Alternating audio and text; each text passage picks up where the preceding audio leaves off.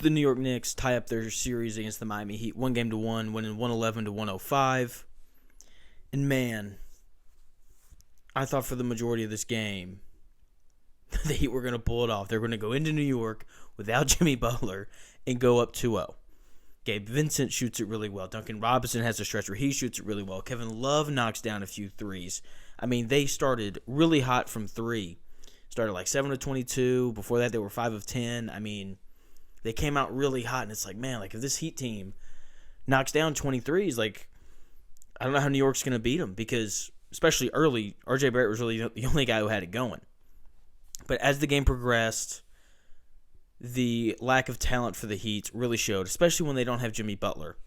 And, with 7 minutes left, Miami's up like 93-87. And then New York comes down and they score. And at that point, it was very apparent that the New York Knicks were going to win the game. And it's in moments like these where we see why you need a superstar. Because down the stretch, the Heat didn't have anybody who they could just give the ball to and say, go score. Caleb Martin played really well, leading scorer for the Heat, scored 22 points. Not a guy you can just give the ball to and say, hey, go score. Right? Vincent scored 21 points, had a really good game, shot it really well. Had several big buckets, with about 5 minutes left to go in the fourth quarter to push that lead up to 6 points. But once they got it up to 6, the defensive intensity for the Knicks turned up a notch, and they didn't have anybody who could just go score. And that's why they need Jimmy Butler. Like, if Jimmy Butler plays in this game, I think Miami wins, especially with all the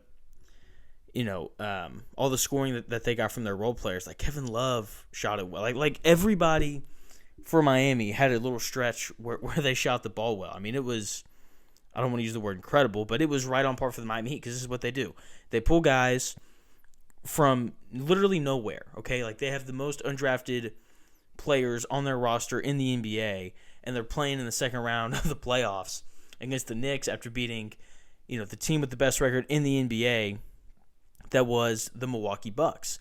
And now they're tied 1-1 because they just have these guys emerge from nowhere and play really well. And tonight was no exception. Like, the same thing happened, but the Knicks' star power at the end of the game really just kind of took over. Jalen Brunson at the end of the game played really, really well, hit multiple big threes, hit a little floater to take the lead. I mean, he was awesome, shot 10 of 19 from the floor, scored 30 points. When you were watching him shoot early, he was leaving everything short.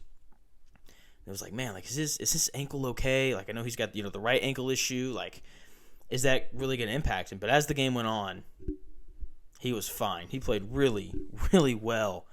And that's what you expect from him, though. He's the most important player on that team. I thought RJ Barrett, the start he got off to, I thought was huge for the Knicks because, as I said in the open, Randle didn't start off very well, and neither did Brunson. I thought Julius Randle, as the game went on, he was able to find his rhythm. Once he found his rhythm, his jump shot started falling. That opened up the driving lanes.